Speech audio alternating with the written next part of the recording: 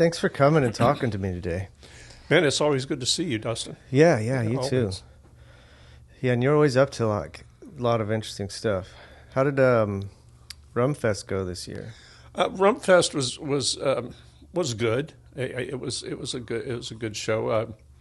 We had I got to play with my boys, and of course, that's just a blast for me. Yeah, you guys killed it. Well, the students are great. I love working with Amanda Duncan. She's big voice. Oh, she's something. She is something else, and just a great amount of energy. Yeah, she's got a whole vibe. Yeah, she's and good. We got a lot of shows that we're booking, trying to book up.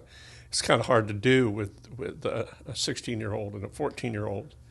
I'll bet. But they just, I mean, I know I'm a dad. May sound like I'm boasting, but I've played with a lot of musicians, and I've taught a lot of musicians.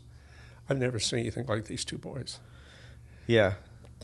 I mean, yeah, they were born into it. They were. And, I mean, born into not just you playing music, but running a music academy and just around so many talented people. And they were around the whole process of how you become skilled. So that's probably not even like something they have to try to figure out how to motivate themselves to do. It's just a way of life. It really is. I mean, they do it. I mean, I think Emerson has perfect pitch. That he's the one who plays keyboard. Okay. And he's just really, really good at picking stuff up. Like the other day, we got some songs we're working on. And I'm like, have you worked on those? Or have you worked on this song? He says, no, but I got it. I'm like, what? He says, I got it. So I said, well, let's go see.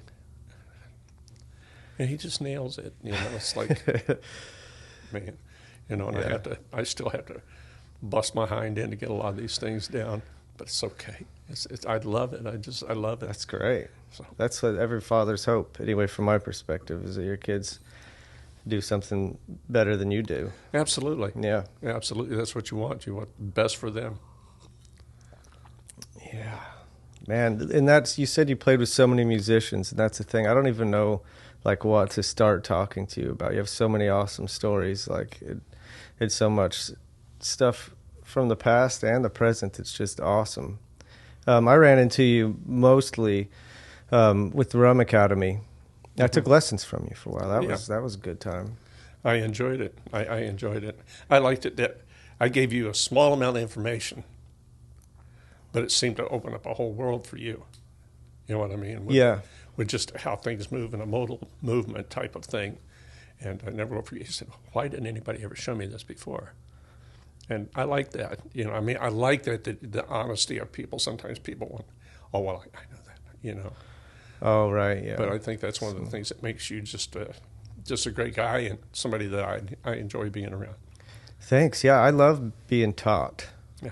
I love learning. And I never think, like, even when I'm really good at something, all I really learn is how much I don't know about it, how much better I could be. Yeah. So the more I learn about something, the more ignorant I feel about it. Or, you know, I've heard that same thing before, and I've said that same thing before, that, you know, the more I know, the more I realize how much I don't know. And if you keep an open mind like that and you're willing to learn, all you're going to do is grow as a human being.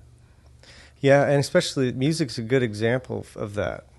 I think, well, my daughter goes to integrated arts school now. I think in our culture, music and art in general has gotten underrated as far as your educational and developmental process. And like, I think what you do at the Rhum Academy should be something that all kids have an opportunity to have. Oh, I agree with that. I really agree with that, because if you don't promote that creativity and that imagination, I mean, even Einstein said, you know, imagination is far greater than anything else you could teach a child. Let them be, and let them understand and be creative. Read them fairy tales, you know. And I think that we forget that sometimes we want to control everything that somebody says, thinks, or does, you know. And I don't want to do that with my kids. I don't want to do that with anybody, because that blocks creativity instantly. Yeah, that's right. That's right. And also with music, the discipline. You have to learn incremental improvement, the process, because you can't sit down and play Mozart on the piano. I mean, the best pianists can't do that. Right. not today. Yeah. It's going to take some time. Yeah. And that's an awesome thing for kids. It's hard to teach anyone like discipline and incremental improvement. And music is like the most fun way I could think of to do it. Well, absolutely, especially if you give somebody a fun way to achieve that. And to me, I mean, I think that was always the thing I wanted to do when it came to playing, because that's the way I learned. Was it? Yeah, if I learned something that I liked, I would play it. I would work on it and get it to where I felt good with it, you know. I never felt perfect with anything I ever played. But that's okay, because understanding perfect in music is a fleeting thought. I mean, you know, you can always critique yourself. Other people might think that it's perfect, but you look at it yourself and you hear it a whole different way than the other person who's listening to it hears it. And that's okay. True. That's okay. That's true. Perfect compared to what? Yeah. Yeah, and that's interesting. It's amazing to me that humans even like the same music. That it's interesting. There's a common thread. Like people will hear music individually and to decide which ones are better than others. And like other people generally agree. I find that fascinating. Well, I understand sometimes I wonder if that isn't something that is kind of manipulated too. I wonder about that. You know what I mean? Oh, sure. Sold. Yeah. Advertised. Yeah, because I mean, when you hear something enough times, and you hear somebody saying enough times, "Wow, this is great! Wow, right, this is like great," popular music. Then you get there, and I'm just a firm believer that no matter what style you are, and no matter where you're at on a level of musicianship and stuff, there's an audience for you somewhere. There's an audience for you somewhere, but unless you're just banging out all dissonant notes, then yeah, that's kind of what I was talking about. I think there's a deep biological. Well, first of all, the fact that we have scales at all means we have some sort of agreement on sound, right? You know, right. And when you hit really ugly dissonant notes, everybody agrees that it sounds bad somehow. Absolutely. That's interesting. Unless you play it the second time. Repeat it. If you, Chet Atkins, greatest guitar player ever lived, maybe, arguably. Yeah. He was on Johnny Carson, and Johnny asked him, I was watching late night TV, he said, do you ever make a mistake? And Chet goes, no. He says, sometimes I hit a note that I shouldn't hit, but I just go back and hit it again. And then it becomes part of the song. Yeah. And everybody recognizes that it's okay. And if you do that, experiment with it. Yeah. You'll be surprised that, wow, that's cool. That's so true. I've thought about that from a different angle before. Like when you're trying to perfect a piece of music, like play it, what you're actually trying to do is perfect the last imperfection that became a song, an original piece. Yeah. I mean, it wasn't maybe it wasn't a mistake, but it was something different. So it wasn't perfect until you liked it. Absolutely. And now you're trying to perfect something that you like because it wasn't the same as the last thing. It's so weird. I like that. I like that. That's a good way to look at that. Yeah, I never really thought about it in that order. That's what we do. Yeah. Think of weird stuff. Man, and your school is so cool. It's like the way it's all centered around performance-based stuff, I think, is awesome for kids. Because a lot of people, a lot of schools, a lot of music lessons teach people music. But you teach them performance. That's the key. Expose them to using that music for other people. I think that's special. I mean, how did you come up with that? Was that the goal all the time? Well, it really was when I first started doing that, because I remember being in people's garage and, hey, we'll play for you. We'll do this, we'll do that. Here I am, 12 years old, 13 years old, just willing to play anywhere where you could get out and do that, because that was the expression that you wanted. You wanted to be able to do that. And so I thought, I had taught before, and I had plenty of friends that had taught. And it was just like the story was, oh yeah, you people come in, you know, try to get them to do this, this, and this, and they're not doing it. They're not holding their hands right, or they're not doing this. And to me, it was like, that's not the point. To me, the point is have some place to show this rather than just playing in your bedroom. You know, if you give a kid a challenge, or an adult, I mean, because I've taught a lot of adults too, you know, give them that opportunity to perform. It does two things. One, it makes them work harder on it, okay? Two, it gives them that pressure to really achieve something that they wouldn't achieve if they were just doing it by themselves, you know? Yeah. And that was the whole idea, because I had seen myself struggle as a kid. You know, we would play anywhere, you know, anywhere. Oh, yeah, for sure. Yeah. But that's hard for some people, don't. There's so many great musicians out there that are just a little too apprehensive to put that kind of effort in. And they would probably really excel at your school. Well, and I think the other thing is providing an atmosphere. I mean, the way I always started out shows and performances at the Academy is we have great musicians and great musicians in the making. You know, and to me that's really important, because you give them that opportunity to attain that level. You know, I mean, it's just like if you always tell your child you're bad, you know, that's disgusting, this or that. Yeah. You're beating that child down. They're going to live up to your expectations. If you tell them they're really good at things to a point, I mean, you don't want, you know, I'm a firm believer in effort too. You know, why not reward effort? Yeah. That's huge. But I think the positive influence that you can give to children and adults too is great, plus that safe environment. So like I would tell students that, like, the first time they would play, look, just go up there, do the best you can, and I'll play with you, or we'll have other musicians play with you. And if you make a mistake, don't worry about it. We'll take that. That's my mistake, not yours. And it's so good. I remember one young lady that she's in Nashville now. She's a member of songwriting and stuff. I mean, just sweet as can be, and so shy. And she was taking that. Finally, I talked her into doing a student night, and I thought she was going to just pass out. Yeah. You know, I know that feeling. And she and I'm like, look, I'm here with you. Don't worry about it. And she played, I Want to Be Like the Cool Kids. You know, Cool Kids was the name of the song. Oh. And I said, look, just don't worry about it. And so she was very soft-spoken with her voice and sang the same way, you know. It's like, if I sing like this, nobody will really hear me. Right, and that's, you know, but it was okay. And now she's turned into one incredible performer. But it just takes that time and that effort to give somebody that motivation, to give somebody that shield of protection, and to make sure that, and the other part of my thing at the Academy was, don't you ever say anything bad about another musician.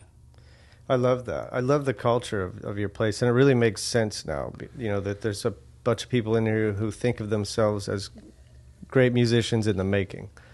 That's how everybody is there. It seems like every time I'm there, people are just playing the best they can, and they're not self-conscious about it. Right. And everybody's supporting everybody at every level.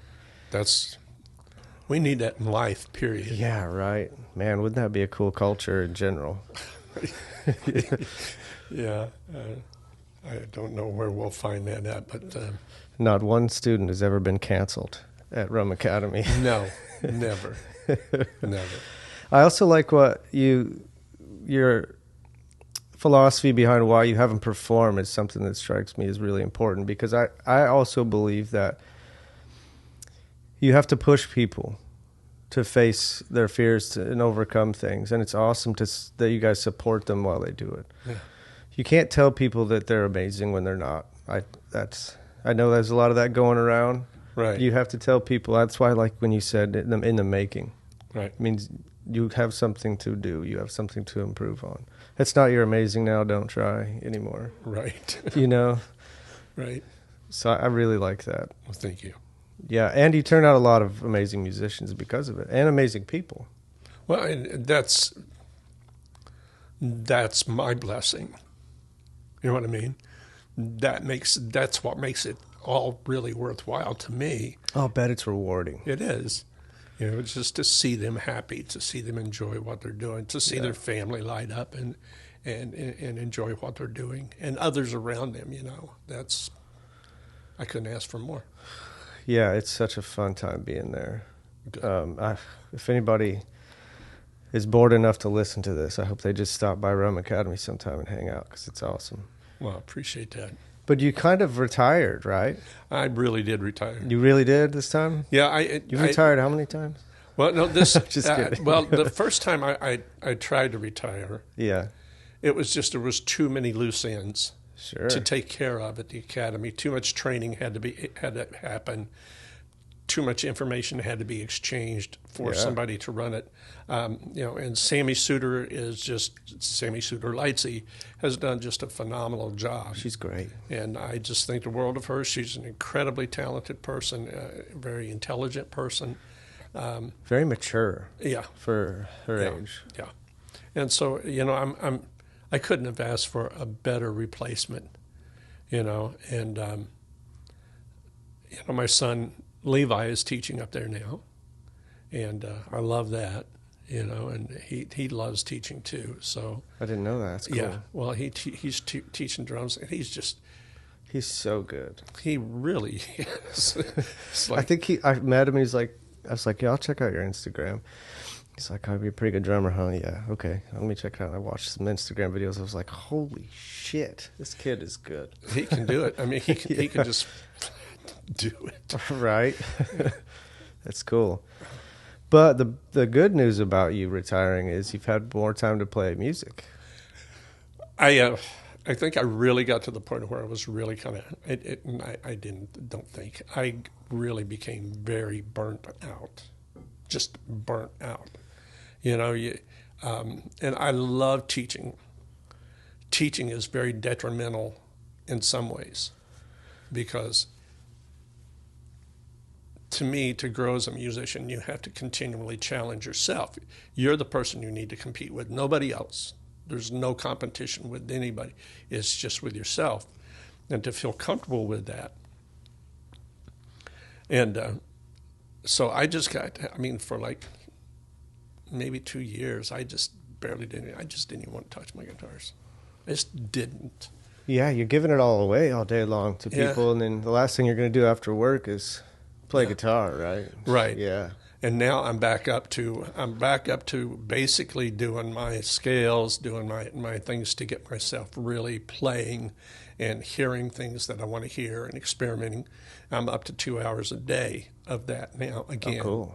And when I used to tour all the time, I would practice a minimum of 6 hours a day. I mean, that was not playing, that was practice.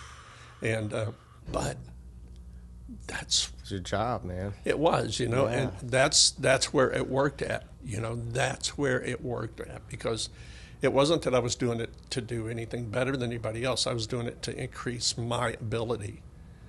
And I loved it, because sometimes I remember we learned, and this was we did a lot of covers as well as originals too.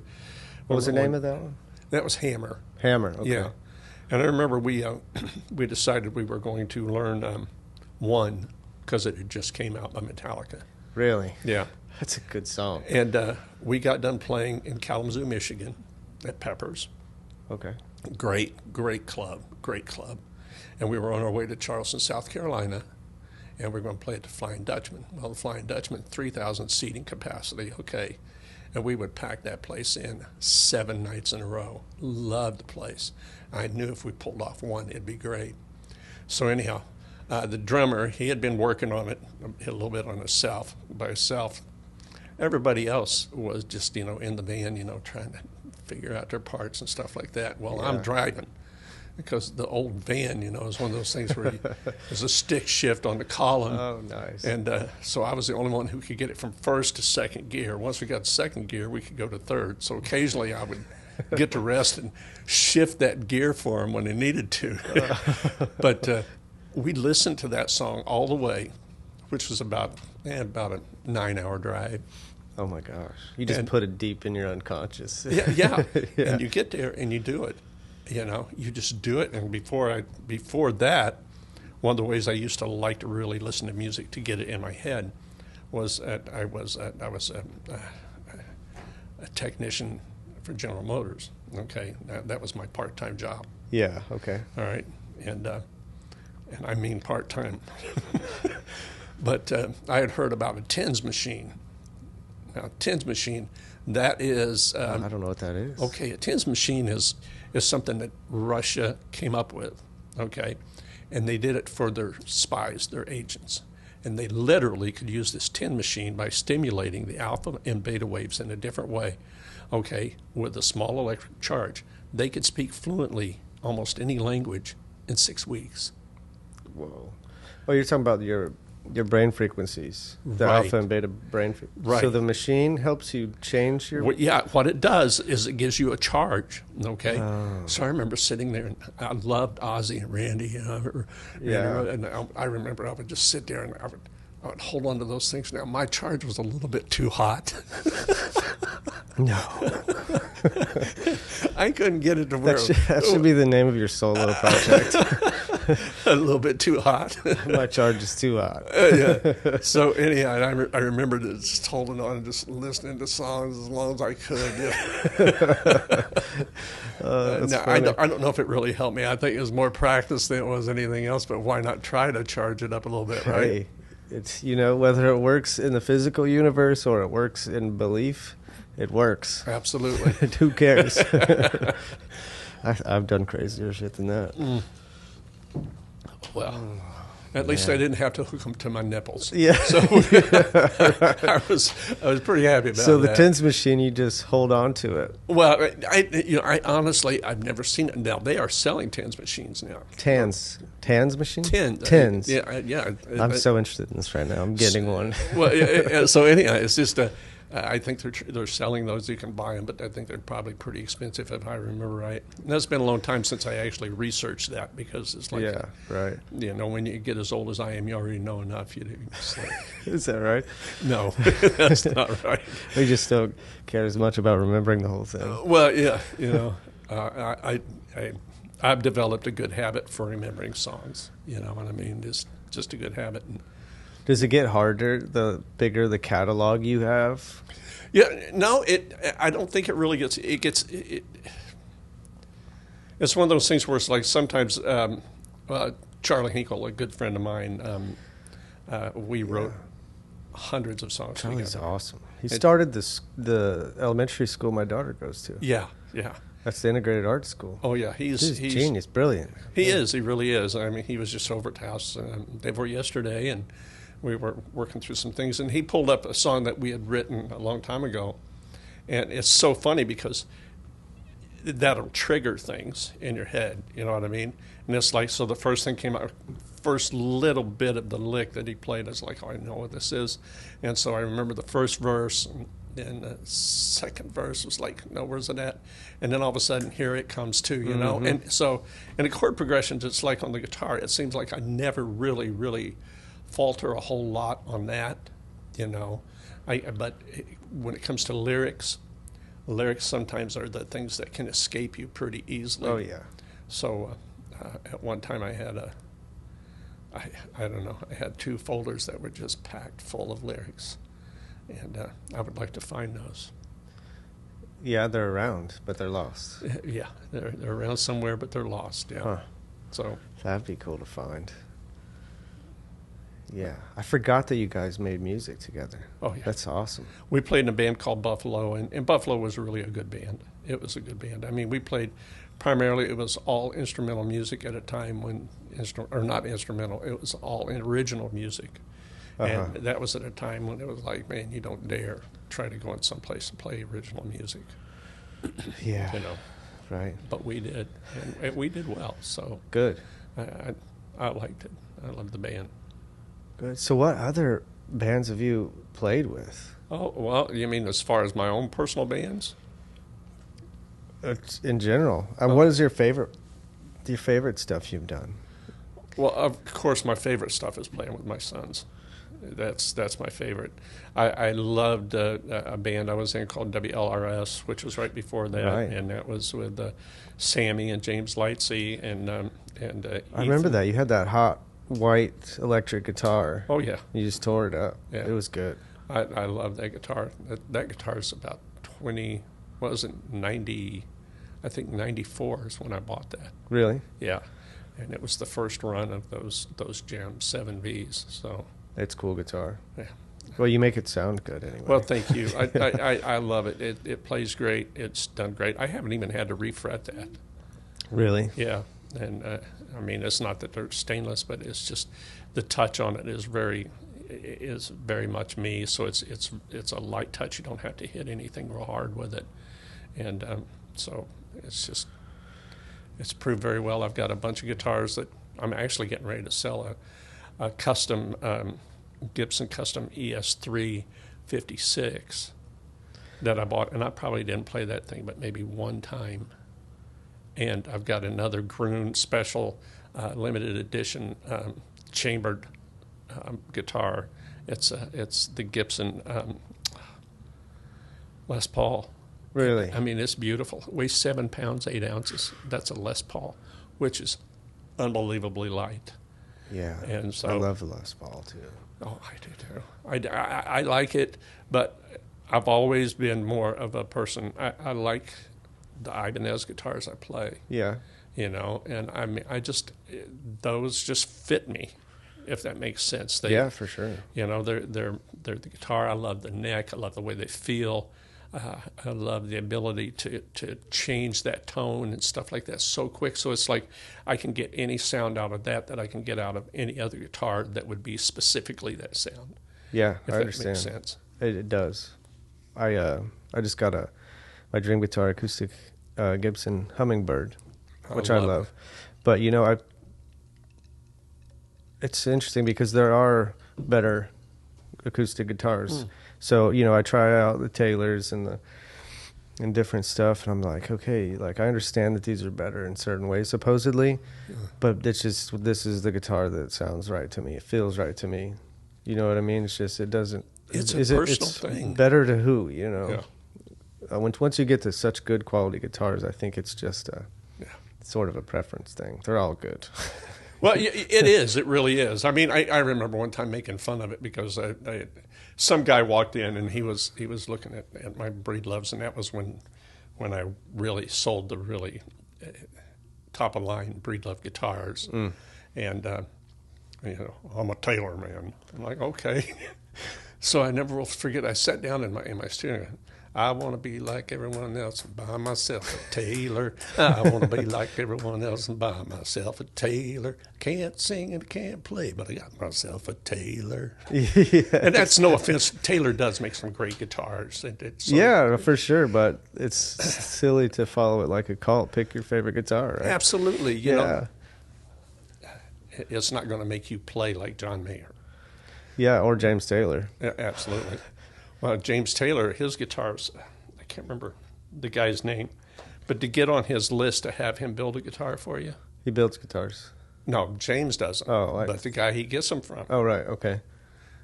You have to pay $5,000 down To get on the list? to get on the Hopefully list. it goes towards the guitar. Well, I'm sure it probably will, but I mean, you're going to be paying $20,000 to $30,000 for that guitar. Well, it's good branding. Good for them. If James Taylor plays an acoustic, you better bet you that it's a good one. Yeah, I'm sure they all are good. Yeah. A guy like that put his name on it. I bet he makes sure they're pretty good. Yeah. That's cool. So we have Buffalo, WLRS, Yeah. Hammer. Hammer. was a fun band. I mean, I loved that, and it had many different people in it. And that was when I had left my part-time job at Delco. I'd work 11 months, 12 months, and be laid off, you know, with this or that. I was like, and then get a band together. We'd get 6 months bookings out in a row, and then get called back to work on second shift. And it was like, you know, I'm tired of being a responsible human being here. Yeah. And so I'm glad you said that. If you don't mind, I'll interrupt you. Like, believe it or not, there's a kind of a format to this podcast. I don't stick to it very closely, but the idea is that there are people that have this entrepreneurial spirit, like you do, and they do something in their life at some point where they just decide to say, I'm going to go for it. Yeah. Was that the moment for you when you left? Was it GM Delco? Well, it wasn't Delphi yet. It was still Delco. And Delco. So you were doing both Delco and music. Yeah. So you were punching the card, doing production, right, and creating art at the same time. right, and that was difficult because I mean there was times when we would play. I mean I played in everything. A band called Smithsonian Institute. We had many different names. You know what I mean? That way we could fit into wherever we needed to, whether it was a college event or a nightclub. I see, yeah. And so, I mean, our repertoire was huge, okay? So everything from Johnny Mathis to the Doobie Brothers to Iron Maiden. You know what I mean? Nice. It was crazy how many different styles of music we would play, but our agent didn't have that many people that he could book. That many bands, so he would say this name, okay, that name. Oh, okay, well, I've heard of that band before, you know. So it'd be something that would be common with somebody else. I see. You know what I mean? Something like instead of Smithsonian Institution, it's Smithsonian Institute, you know. So things like that kind of worked out real well, and I liked it. I really enjoyed playing with Dave Trueblood and Danny Dane and Charlie Hinkle was in there too, and it was just some great people, you know, and I just. Dave has passed away, and I just think the world of him. He was a good man, lots of charisma, you know. Yeah, He really had it. And I kind of forget where we were going with this conversation, but well, at some point you had to decide, I'm going to stop working for the man. Right. What was that like? Well, it was a little bit frightening in some ways, you know, because Sure. It was like. I have responsibilities that I need to take care of, but I know deep down inside I can do this. And I just knew I could do it. The only problem was that every time I would get a good band and get shows booked out, I would get called back to work. And it just would interfere. I mean, there was times when we would come back from a show and they would drop me off in front of the gate where I went into work. And I would go in and work my 8-hour shift, get off, go home, take a quick nap, take a shower, then sleep on the way back to the next gig, you know, the next day. And that really took a toll on me. But I knew there was money to be made. Sure. And the problem with it was that people, well, you know, get a real job. Right, yeah. The pressure. Yeah, Oh, and people just don't think that, they don't see that. You know, I mean, two of the most wonderful guys, I mean, I've actually done a couple of albums with them and stuff. They just couldn't do it. They couldn't give up what they were doing, and I understood that. So Sure. I surrounded myself with some young people who were ready to go, and we rehearsrsed. And I mean, 2 months later, we were playing. Nice. You know. How old were you, roughly? Well, I was, I think, 31 or 32. Yeah, oh yeah. So I was still pretty young, Mm-hmm. and it was like, but they were real young. You know what I mean? They just barely drinking age, but they weren't tied down to anything. They Sure. weren't married. You know, they weren't. Yeah. They just wanted to play, and they did, and they were good musicians. And so I looked at what the whole thing was as far as how do we book into these things here? You know, I went and got an agent.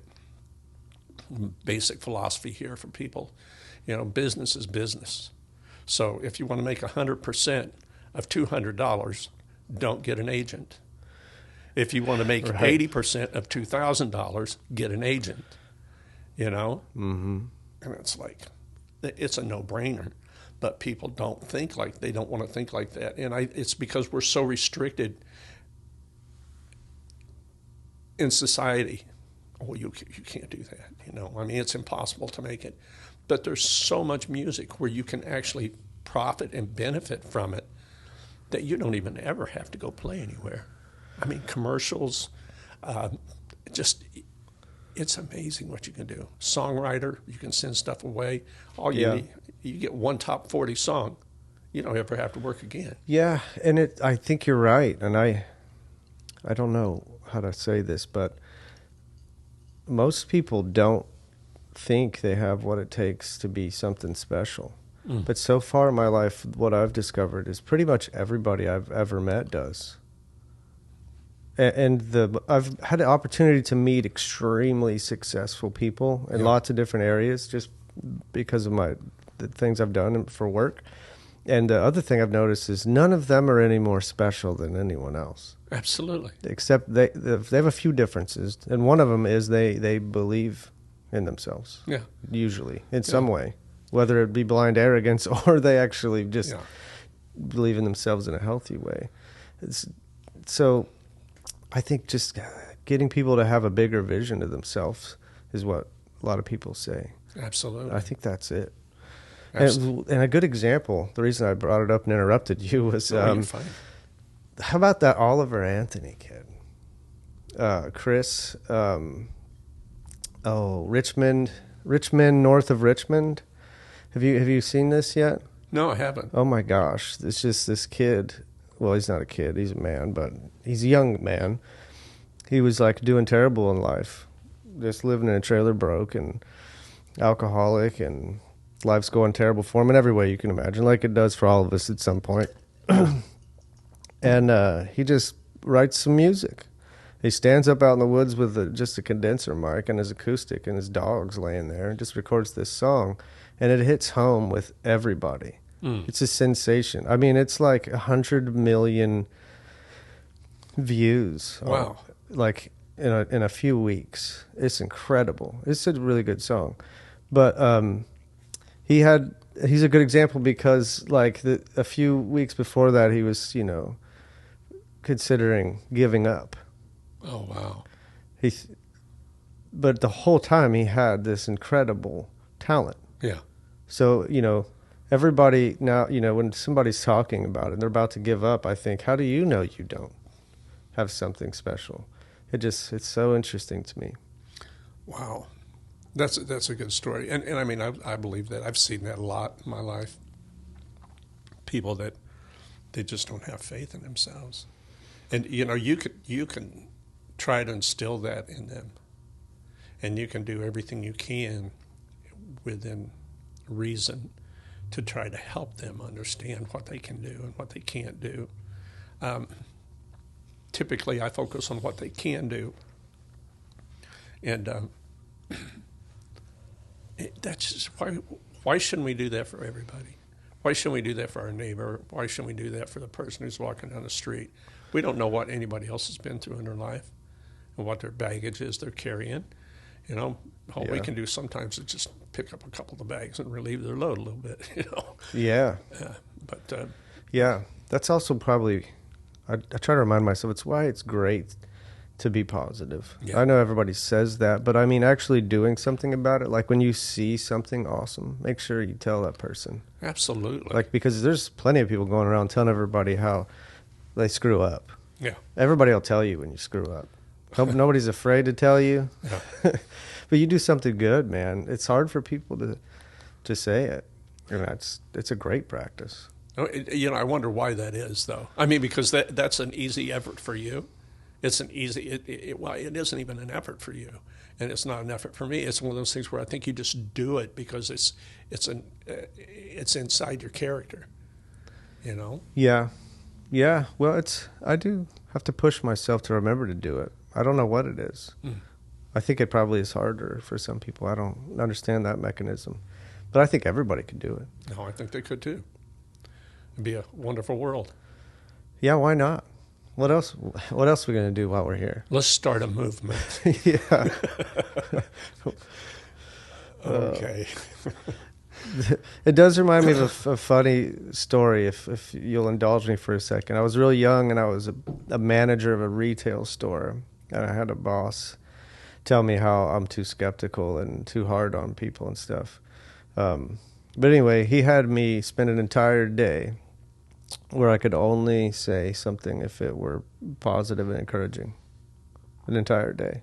Wow. It was such an interesting experiment for when I was a young person that I've used that on employees many times since, and I try to use it on myself sometimes too. It has interesting effects, not just on the people around you, but on yourself. You know, you actually start to feel positive after a few hours.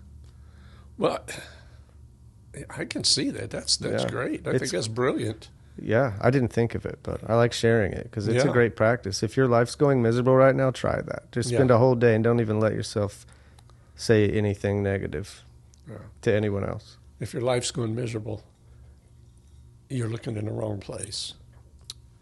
Yeah, you know, you're living in the wrong place, and that is inside of you. I mean, like the wrong state of mind. Yeah, because I was born in Tennessee. I mean, we were poor, we couldn't pay attention, but I was happy, you know, and it wasn't about having things. It wasn't about recognition. It was about just enjoying what it was. I remember watching, because, I mean, of course, we lived on one hill and went over to another one, and I remember watching, and it was Dr. Pinkley's field, and he had a wheat field. And, you know, it's on the side of a nice sloping hill. And I remember I just used to get such a wonderful feeling just sitting out there and watching the wind blow over that wheat. You know, it's like watching the waves of an ocean. And of course, I hadn't seen the ocean. Right. Yeah. But to me, it was just so magic. You know, so magical. And I think that's the thing, that realizing where you came from and what you had. One thing you had was happiness. And then all the other stuff that comes along after that, regardless of how successful you are, the only thing that matters is that happiness. That's right, yeah. Things complicate stuff. Yeah, they do. It's interesting. It's an interesting paradox that we think things are going to make us happy. Yeah. But the things only make it harder to be happy. Yeah. I think sometimes, too, what comes out your mouth makes things worse or makes things better. Yeah. You know, because I wrote a song called Mellow Guitar Blues when I was 19 years old. I was in an upstairs apartment. Dave Landrum's a professor in Pennsylvania now. He's a great guy, great musician. I just think the world of him. But I was sitting up there, and the song is very, very simple as far as the chord progression goes. You know, something soft with meaning, sounds that will brighten my mood. Nothing's heard through keyholes. Mellow guitar blues. Right. Listen to the clear crystal tone the guitar makes simultaneously, each note with its own song, spreading out with the rhythm of stars, then on into eternity. And not too long ago, I heard some physicists and people who were talking about that sound continues to go on. Everything we produce goes on forever. Well, I didn't know that when I was 19. I didn't know it until it was one of those things where I just imagined that that's the way it is. So the words that you say are the words that I think that you live by. And they're the things that dictate what your life is going to be like over and over and over again. I agree 100%. I call it, I say your thoughts and your words are your instructions that you're giving yourself. Yeah. My wife calls that spell casting. She says everything you say is a spell. That if you're talking, you're casting it on yourself. Well, lots of different ways of talking about the same thing, but I think it's very, very true. I think it is too. Yeah, there's some people who actually scrape their tongues as a ritual and remind themselves to keep bad things out of their mouth because it poisons them. Oh, wow. Yeah, as a person. Yeah. I don't know anything about the history of that. I just recently came across it. I plan on researching, but that's interesting. I think my wife told me about it. Yeah. Well, I've never heard about that, but I mean, I think that you definitely do need to clean up some things that you think and say. If you worry about not having enough, you're not going to have enough. You're just not. You know what I mean? Yeah. And if you just, You're a magnet. Yeah, it's a huge responsibility. Yeah. Yeah, you start thinking down that road long enough, and you can really start to see why people, when things were a little older, more complicated, why people just put so much of their thoughts on worship and stuff. Yeah. Like at some point, you're like, man, this is so much responsibility. Yeah. I need somebody else to tell me what to think and do and say the right thing. Yeah. Yeah. Crazy, but as enlightening and uplifting as that is, I have some not enlightening questions I want to ask you. Okay. What's the craziest shit that's ever happened to you playing? I've been on the road a little bit. I know. Oh, Lord. That you have better stories than me. You started earlier than me, too. Well, yeah. Times were a little bit more wild in the yeah. 80s, right? 80s. Oh, yeah. You Well, did no, what, I actually 70s? started playing in the 60s. No shit. Well, I'm going to be 73. Wow, you look good for 73. Well, thank you. I feel good for 73. Good. When I look in the mirror, I don't know who it is, but I feel pretty good. Yeah, you're still the young Gary Rhum on the inside. On the inside, the wonder. Yeah, that's great. You are a very curious, like inspired person. I like that about you. Well, it feels good. It feels good. You can certainly run into 73-year-olds that have just become bitter and rigid. Well, I'm afraid that's going to happen to me, by the way. But. No, I don't think so. I can't see you doing that. I can't see you doing that. I'm not going to say you're going to do that. Okay. Fair enough. But how do you do it? How do you stay so curious and inspired? Well, first of all, I have many children. But as far as the craziest thing, I mean, there is no way I could sit here and tell you just story after story, but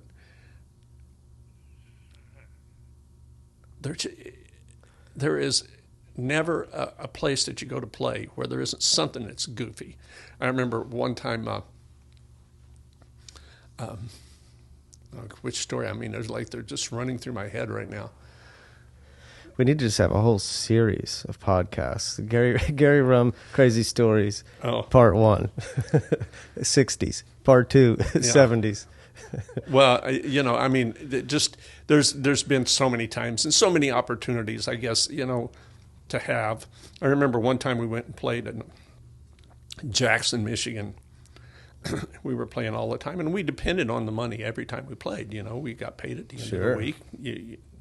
That's the way it was, and so we get done, we get wrapped up doing it. I love playing in Michigan. I love Michigan anyhow, but so I go back to the bar manager and I said, "Hey,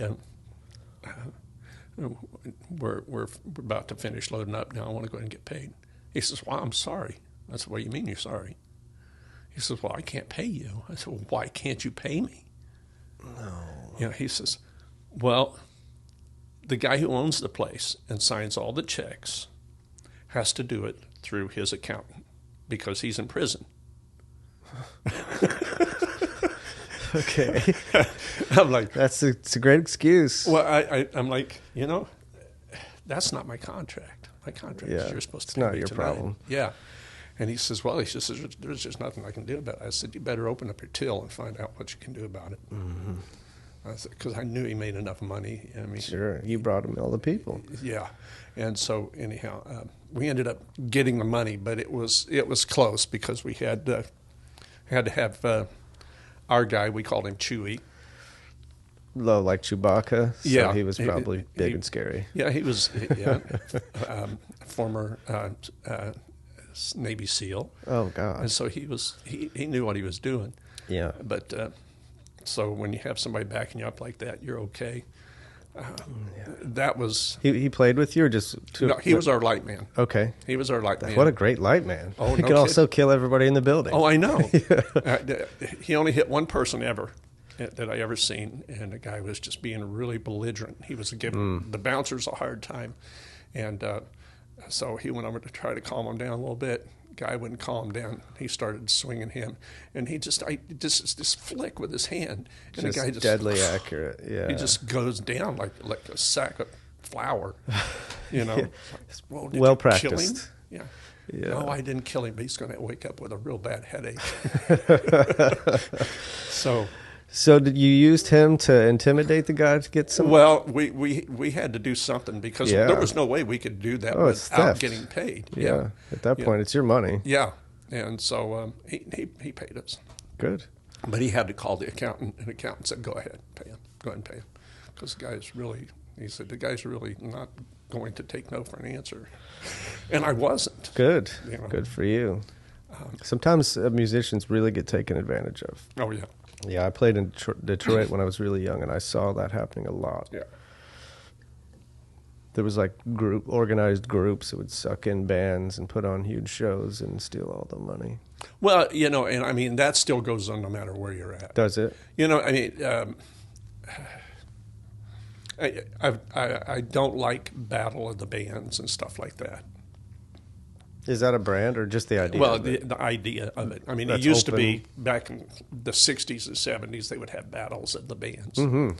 And so what would happen is you would go in, and your band would go in and play a few songs, and a few other bands would go in and play a few songs, and people would vote for you by putting money into the till, you know, and this and that, and they'd pay money to get in. And then at the end of the night, you won, you didn't win, you placed, you did whatever. Yeah. And the only people who made money were the people who put the show on. Mm-hmm. And I think that was the biggest challenge for me when it came to it here in Kokomo, because I had played so many places and I knew there was a lot of money to be made, a lot of money to be made. Yeah, people love music. They'll pay Yeah, for it. yeah, but you have to have that respect. Mm-hmm. And prophet is without honor in his own land. Okay? So just getting somebody to pay you in Kokomo was like, oh, we don't really do that, you know, do this. And like charity events, you want to have a charity event. So they call you up and say, hey, you know, we're doing this charitable event. We'd like for you to come and play for it. My answer to that is this. 99% of the musicians in this world live below the poverty level. And yet you want them to give up their Saturday, Friday, whatever day to come in and play for you to make money to be a charitable organization, for a charitable organization. Right, yeah. And Yeah. you don't look at the It's work. like asking a homeless man to build a house for somebody. Yeah. And that's and I don't mean that in a bad, I mean there's Right. there's- No, just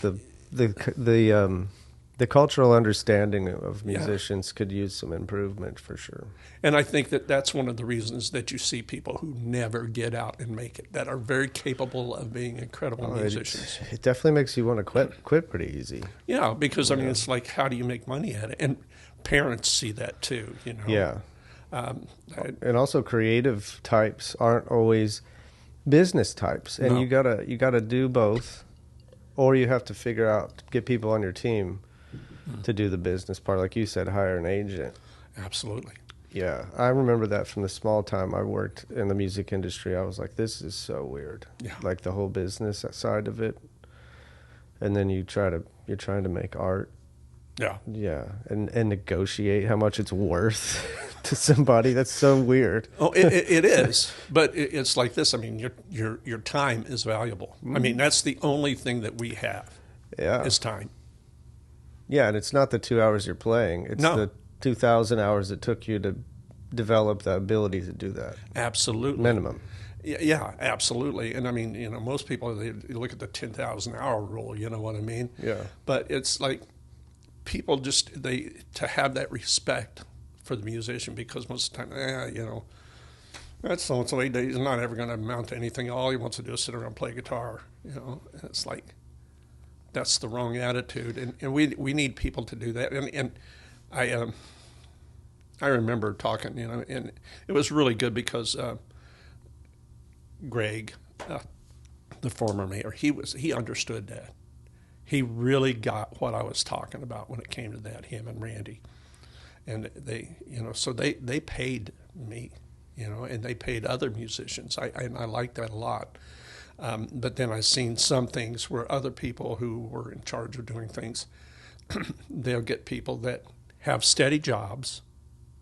You know what I mean? They just want to play for the recognition of it. Yeah.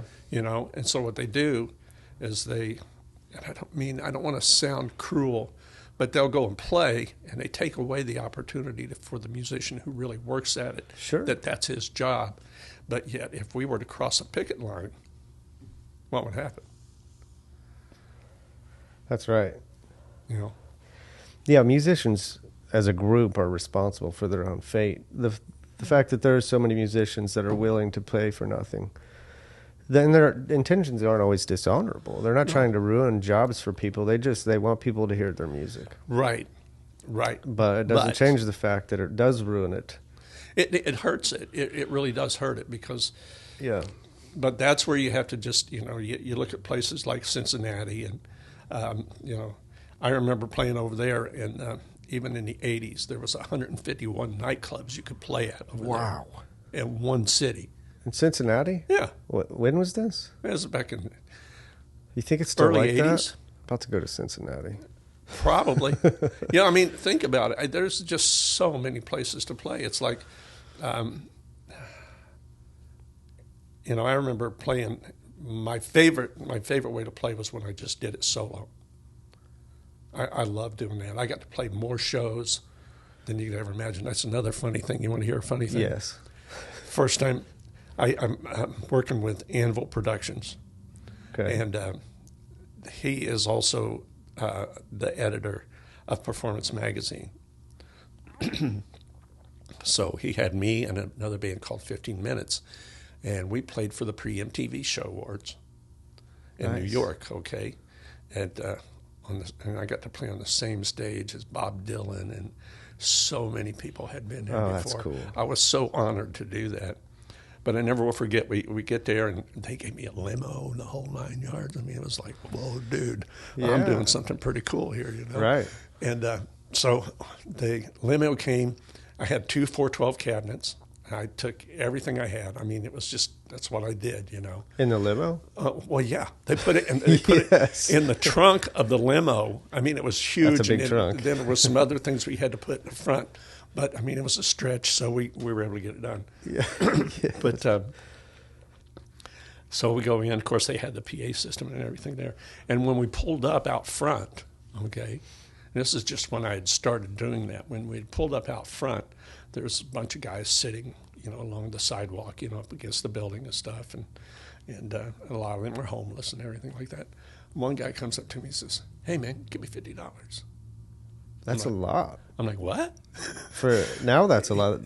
Back then, that's a tremendous amount. Oh, yeah. He said, "Give me $50." I said, "Man, I ain't got $50." He said, "You kidding me? You're in a limousine. You're rich.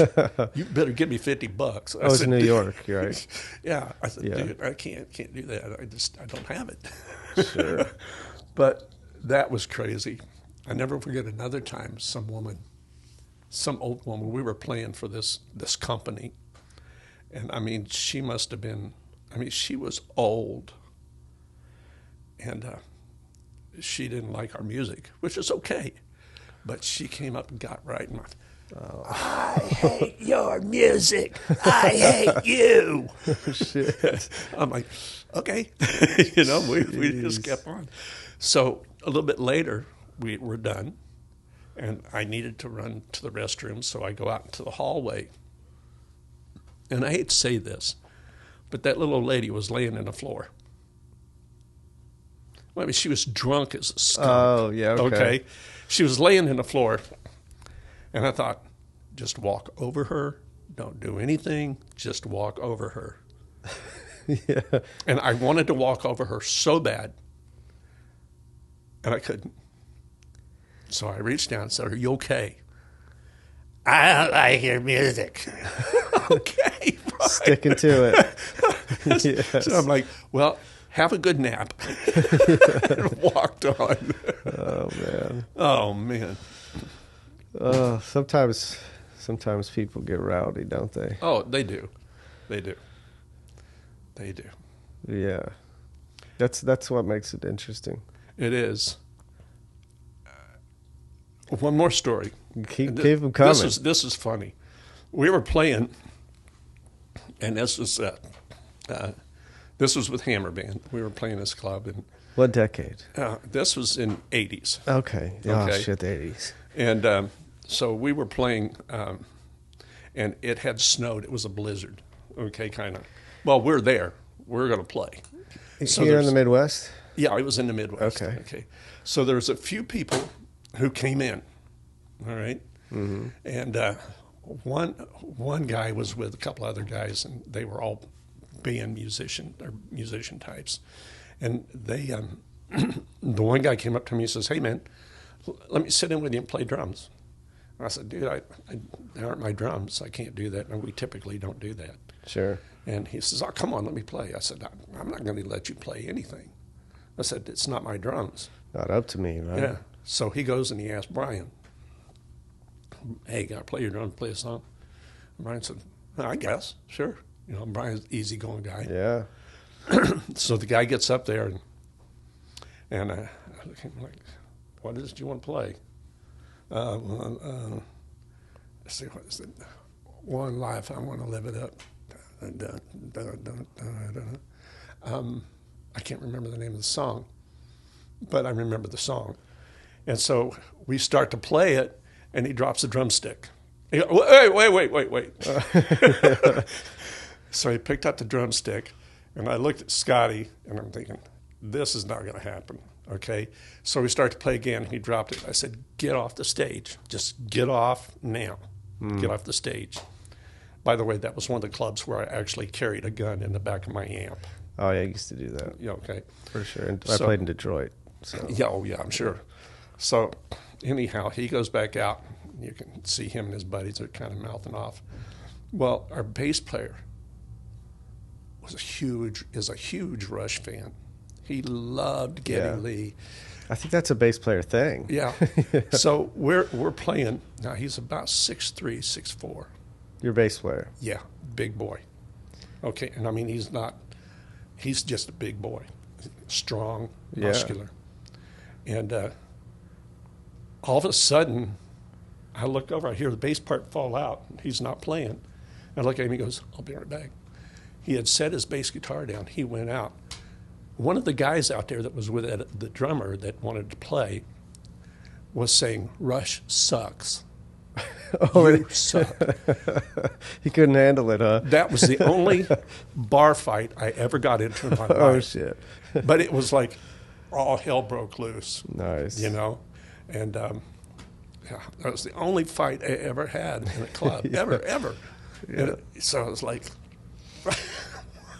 You played all those years in clubs, and that's the only one? You did pretty good. Yeah. We were a good band. That says it. Yeah, we were keep people interested.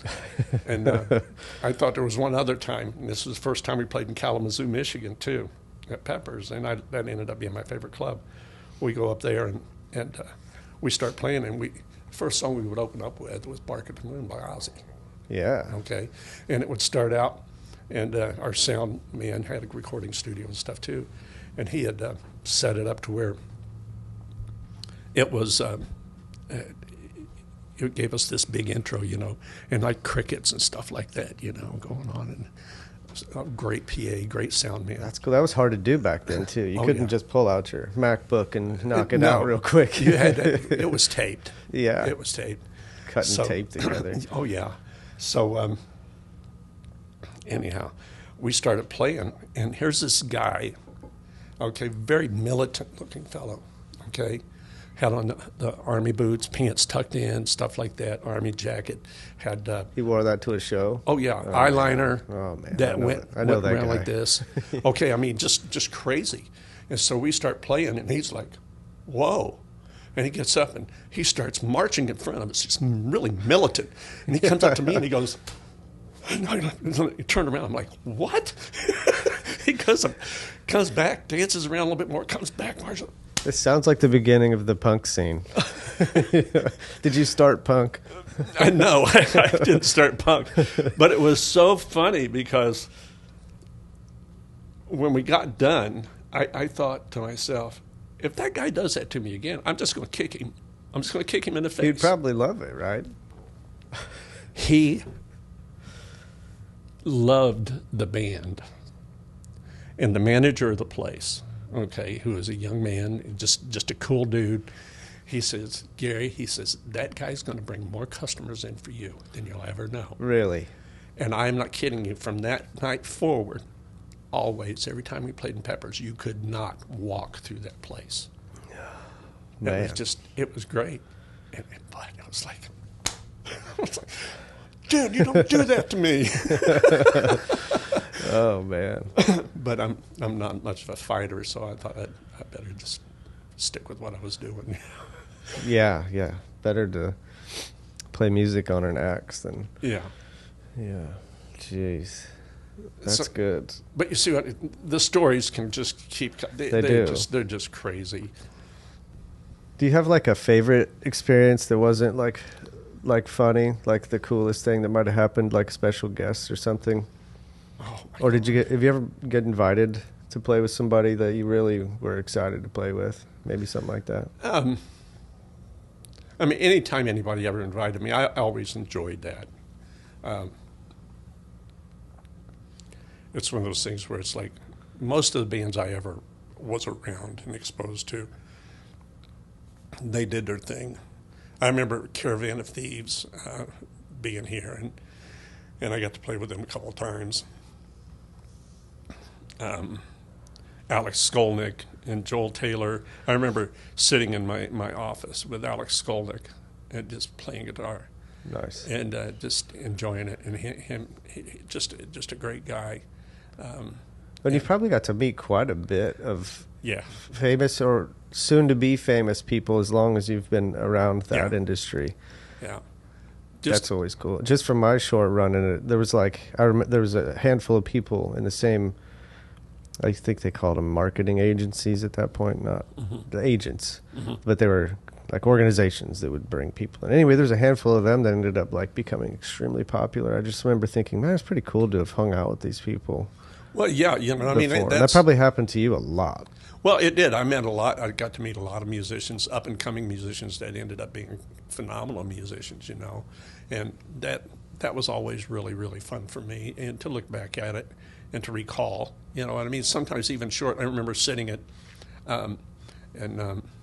we recorded at Jack Guilfoy's studio in Bloomington, and Jack Guilfoy was the tour drummer for Henry Mancini. Okay. Great studio. And we went down there and recorded. And I remember going outside to take a little bit of a break while they were doing something with the drums. And there was this guy out there, just real charismatic, just full of life and full of shit. Yeah. That's what but, charisma means. But I mean, it was like, he was really cool. We laughed, we had fun stuff. And I asked him, I said, well, what do you, are you a musician too? He says, yeah, I'm a singer. He says, I'm more of a showman than I am a singer. So I said, do you play with any bands around here? Yeah, I played with a lot, down around at Bloomington and stuff. And I'm like, well, that's cool. And I said, so what's your plans? And he said, well, I'm going to California next week. And I said, okay, cool. That's great. I said, you got any ideas? He said, well, yeah, I want to go out there and make it. Oh, shit. And I said, well, that's great. That's great. Yeah. It was David Lee Roth. He did it. He did it. That's great. He did it, and it was like, but he was just really a cool guy, Oh, definitely. I mean, I didn't know him, but just from the videos and stuff, he just fun. It seemed like a party. Yeah. Like a walking human party. Yeah. I think he was. I think he probably still is. Yeah, good for him. Yeah. He's got the longevity. Yeah. And that's, that's what it takes, I think, in this business, I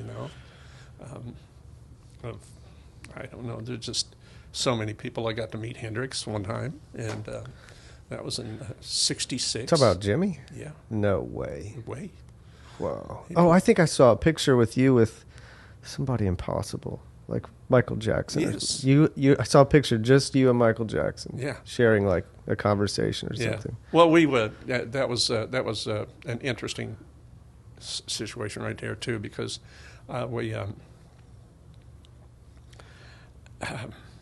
my son Corey is an incredible martial artist.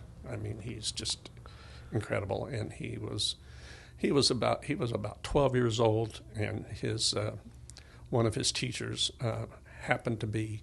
had left and became one of the head of security for Michael Jackson.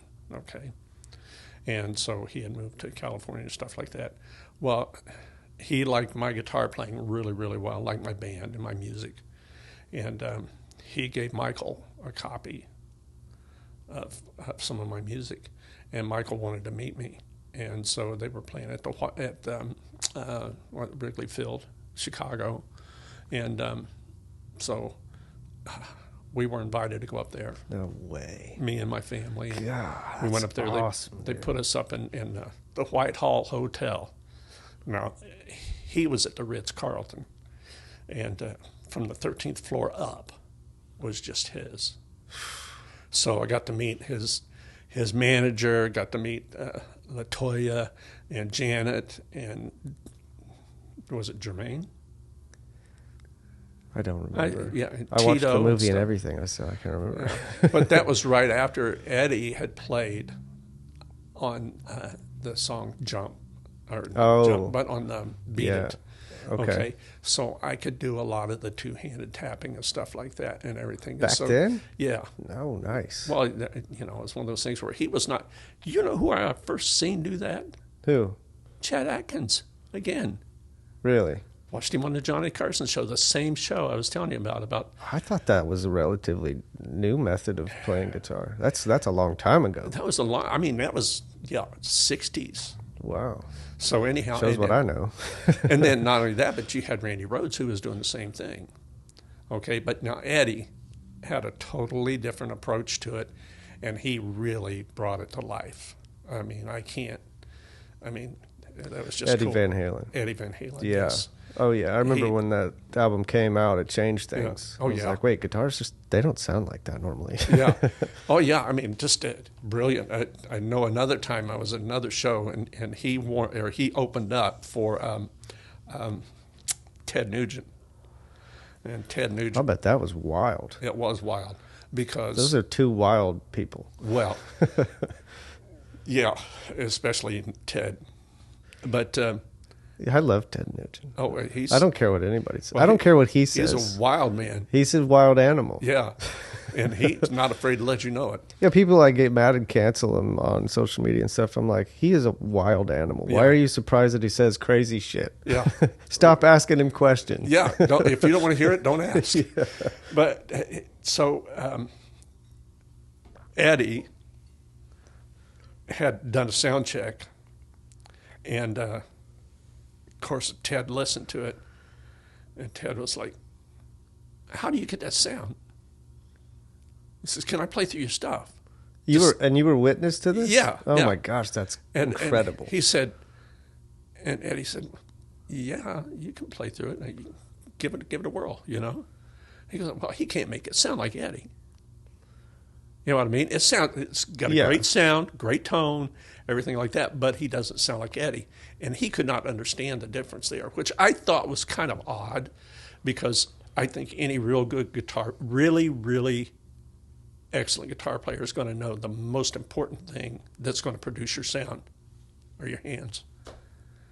Your hands. I've always tried to tell people, especially beginning guitar players, work with your guitar and your amp. Forget special effects, forget pedals, just forget about that. Now develop your hands. That's where you're going to get the most of your emotion, the most of the things out.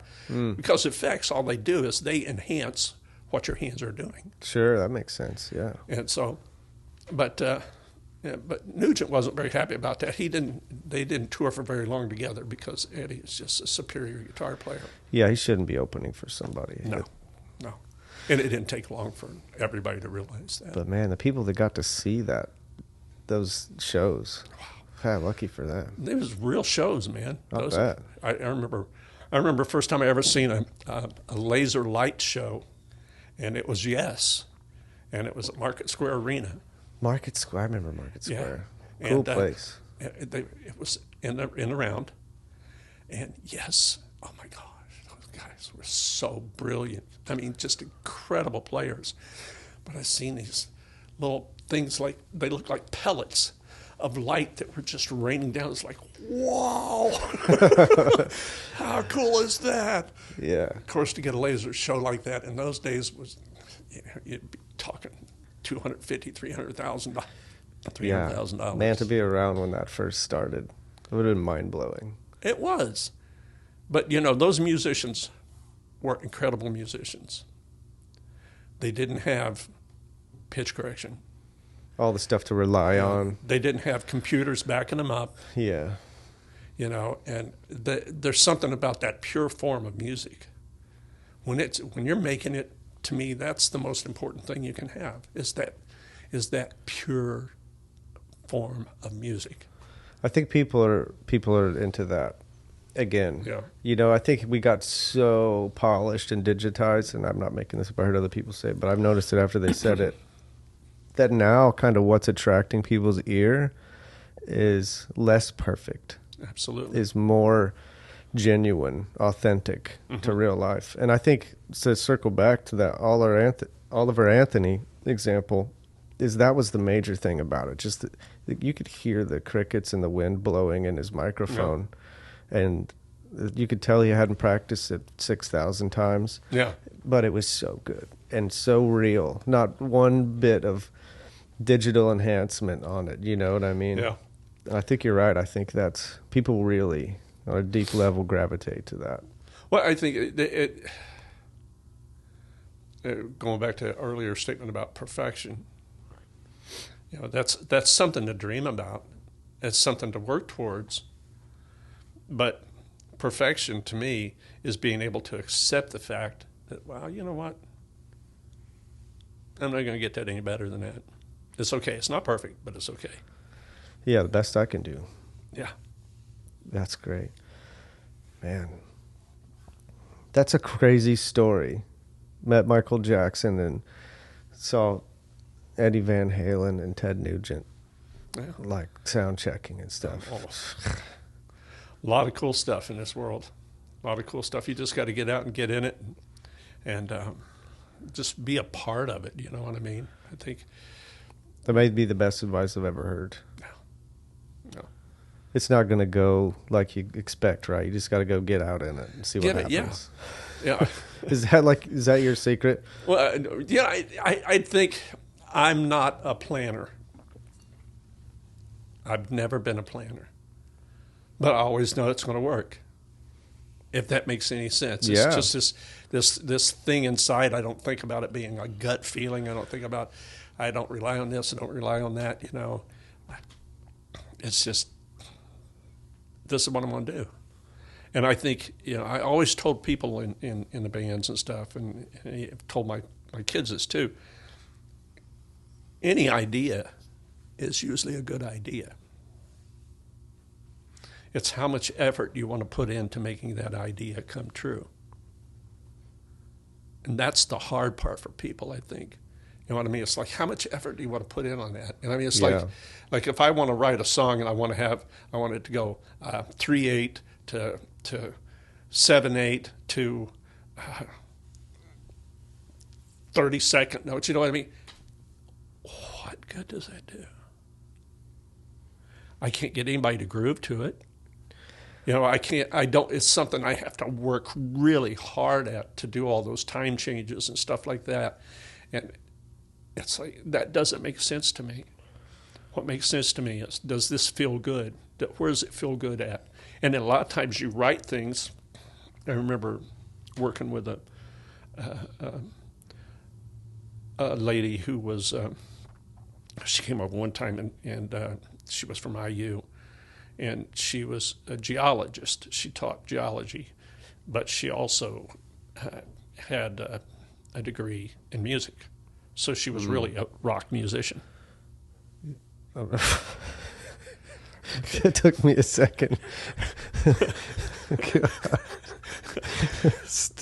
But dad joke of the year. Well, that's such a good one. That's true. But I mean, that's the way she introduced herself. So she was a theoretical expert in theory. Right. So Music theory. I started playing this song called Mountain Man, which is it's a different kind of a feel, you know. I mean, it's About a giant rock. no, I mean, it's a mountain, right? yeah. The actual. So I'll get to that if you want, but so I'm playing it, and it's just 6/8, you know. Yeah, One, that's a two, groove. 3, 4, 5, 6. 1, 2, 3, 4, 5, 6. But because I'm doing hammer-ons and stuff like that to make that work the way I want to get the melody across, she's like, "What's your time signatures?" I said, "What?" She said, "What's your time signatures? I can't figure it out." I said, "It's just 6/8." Oh, she was reading too much into it. Yeah, she was. Yeah. She was trying to make it so complicated, Yeah. and it was like, no. And we were talking. My son and I were talking about, you know, even a 3/4 song is still in 4/4. You ever think about it like that? Depending on how you math it, right? How you Right. break up the meter. Yeah. Yeah, I never Absolutely. thought of that. But so, I mean, it's all this stuff is put on emphasis sometimes with really good musicians, really Yeah. good musicians. They're looking for that. Look at this. Look what I can do. That is a struggle for writing songs. When you start to get good at it, Yeah. you start to craft it and sort of forget that it's not about the mechanics of your song. It's about the feeling. You should be working on the feeling. Yeah. And the Because that's flow. all anybody cares that's listening to it. Because that's what they're going to get. Yeah. They're not going to get the musical part of it unless it's Yeah. like some other musician who is Yeah. very well versed. Yeah, nobody listens to a song that makes them, Yeah. this makes me feel terrible, but the time signatures, man. Yeah, absolutely. I Like, it mean, it's doesn't like, happen. you know, I love bands that do that. You know, I mean, there's just a lot of bands that do that. Tool, you know, and then you think about, Some people do both. yeah, Tool's a great example. yeah, and they really are. What is happening with Tool? That is crazy. So, but the thing is that sometimes it's just such an emphasis put on that people end up not being able to ever do anything. They don't accomplish anything because they're not satisfied. Yeah. And the thing is that my best songs that I ever write usually come to me there. It's there. You know Yeah. what I mean? It's just I like, do know what you mean. I actually had a friend help me out with my songwriting and told me this super obvious secret that you just said it in your own way, but like you think your greatest songs would be difficult for you to play. That's sort of what you instinctually think. Yeah. That thought is completely wrong. yeah, Your best stuff is going to seem way easy to you. It's the stuff you're not even going to have to try to play Absolutely. because it's your most natural. When I heard that, I was like, oh, shit, that makes sense. And that's why every great songwriter in history's greatest songs, they always say the same thing. Well, I just wrote that one in 5 minutes. absolutely. But, I mean, they've been writing it their whole life on the inside. Right. But it came out so easy for them. The songs that they sat down and had to bang out for months on end were not their number one Yeah. hits. I think you can go back and revisit songs. Sure. You know, things that you've not really put out a whole lot of. You can revisit those, and sometimes it's like those first lyrics, you know, there might be one little line in there that just kind of irritates you. You just don't like that. Yeah. But then all of a sudden, it's like, oh, this is what I want to put in there, you know? And so you can revisit that. But when it comes to the complexity of the song, everybody wants to sing along. You know, I think Keith Richards said it best. Nobody remembers your solo, but they sure do remember your riffs. And that's true. That's a good point. You know, Yeah, that's a good point. so Yeah, so is that your advice? Just play what comes natural? well, my advice is enjoy yourself. Just enjoy yourself. You know, if you can't enjoy it yourself, how you expect anybody else to enjoy Yeah, it? that's a damn good point. You know, and yeah, don't make your life any more complicated than it is already. Yeah, especially your music, right? Right. All right, I got a couple more for you. Okay. This one, you can make it short or long, it's up to you. But what was your favorite decade? The 2020s. The 2020s? Yeah, that's where I'm at. That's a good answer. You know, I mean, I loved all of them. I loved the music in the 60s. You know, I loved the Everly Brothers in the 50s. You know, That's where the Beatles came up with their harmony type situations. Always before, the harmony vocalist would be higher, and the Everly Brothers would go lower a lot of times. So they would make that harmony really work without having to really strain their voice or anything like that. The Beatles did that a lot too, and I've seen it. So, and I love the Everly Brothers. Elvis Presley, are you kidding me, man? When I was 5 years old, I would get on a little Coke crate and stand up there and just, man. You and every other kid. Yeah, I wanted to be Elvis Presley, you know? Yeah. And that's awesome. So, yeah, but I look at all those influences like that, and I'm like just amazed because every decade, you know, has so much to offer, you know. And the only thing I don't like about a lot of the newer music now is I just don't like the computerized stuff that's going on to support them. You know, that was one of the things. If you can't play it live, don't record it. I see. My personal opinion. Yeah. You know, that's fair. Yeah. So, coming from a music professor, that's very fair. Well. Yeah, that's a good expectation for you to have of everybody. Yeah, I certainly like it. If I go to watch a live show and it sounds like the album, they're able to execute it. Yeah. I mean, not exactly like the album. I like it when there's variation, but overall the quality and the instruments and the timing and the layering is all the same. Yeah. That's great. Yeah. Yeah. That just made me think of Mumford & Sons. Oh. I heard Mumford & Sons. I was like, this is interesting rhythms, Absolutely. Interesting sounds. This is like new stuff. Yeah. And it sounds really difficult to play. And I went and watched them live, and I was like, holy shit, they can play all that live. And they're great. They're great musicians. They are great musicians. That's right. Like they all look like they could pass for studio musicians to me. I was like, man, this is impressive. Yeah.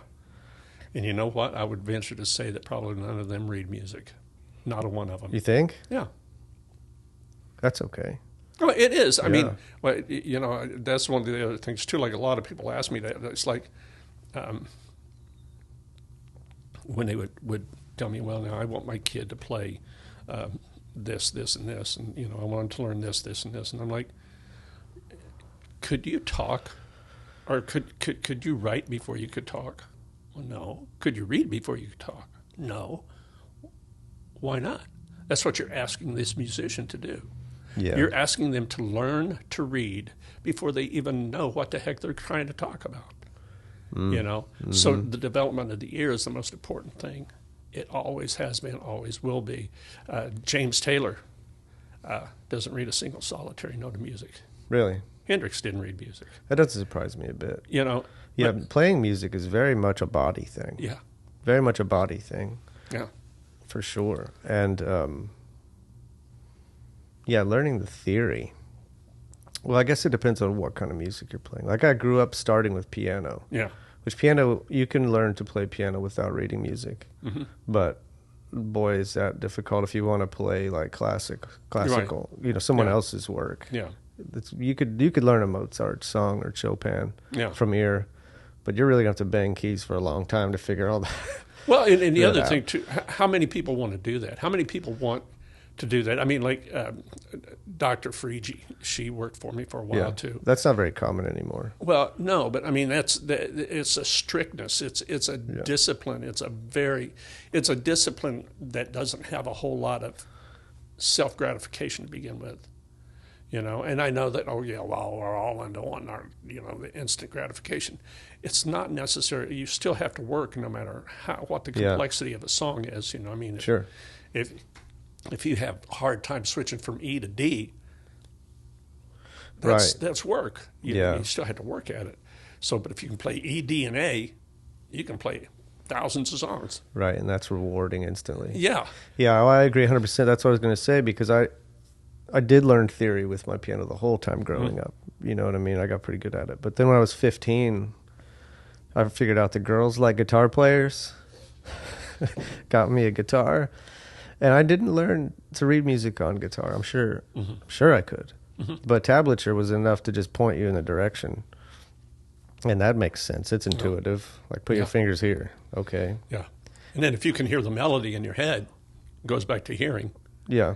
Then you can do it. Sure. And it makes it a lot easier way to do it. Yeah. And I never even got good at tablature. Like, I couldn't sight read it. I Yeah. would just read it just so I would know. And then I would figure it out by. Well, yeah, And it was way more enjoyable. absolutely. Way more enjoyable that way. And don't get me wrong. I still think if you want to read.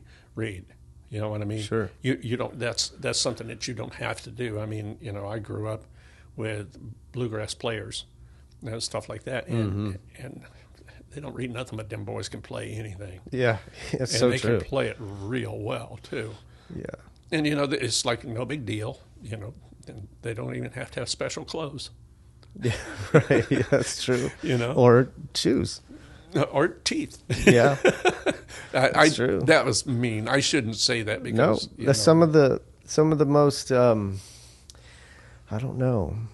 It does impress me that it would seem like that I've met some people that, well, I'll just say it this way, they don't have anything in their life together, like their shit together at all. Yeah. But they can play the most organized music. Yeah. Ever. I'm just like, man, that you are incredibly sophisticated with 6 strings. Well, it's incredible. It's amazing. It is amazing. But it's a whole different what is it, mindset, Yeah, priorities. Yeah. I love it. Yeah. Absolutely love it. What was the last thing I wanted to ask you? Okay. Oh yeah, this is a common question I like to ask. In case anybody listened to us chat on this long, what would you share with the people? What would you share with anyone if you could just share one thing and it just so happened a bunch of people would listen to it? Like, what's your message to people? 73-year-old Gary Rhum, been all around. Put yourself in the mix as often as you could, not planning everything, or hardly anything according to you. Yeah. What did you find out that's worth sharing? Life is what you make it. It's just what you make it. You know what I mean? If you want it to be difficult, it'll be difficult. You just, it ain't always easy for a weed to grow, but that weed will grow. If it's given even the slightest chance, it will grow. So it makes the most of the life that it's given. So why don't we make the most of the life that we're given? And making the most of it, I think, is sharing that goodness, that kindness, that love that we all deserve. Does that make sense? It's perfect. Yeah. That's what I wanted to know. I appreciate it, my man. This has been excellent talking to you. Well, it's been fun for me. Yeah? You enjoy yourself? Oh, yeah. I've always enjoyed just talking to you, dude. You're just, I think you're one of the most influential people that I've met in many, many, many years. Really? Yes. Well, I appreciate that. Well, I not think a problem. That sounds like a big responsibility, though. But it's not a responsibility. Yeah, I can get it. I'm just It's kidding. a privilege. It is a privilege. Yeah, well, I'm glad you liked it because I'm going to try to get you back.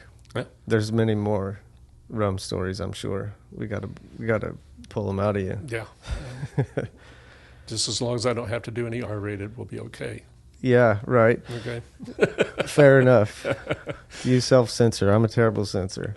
Okay. Well, I will censor myself. But It's good to see you. it's good to see you, too. Thank you Yeah. so much. Thank you. Until next time. All right.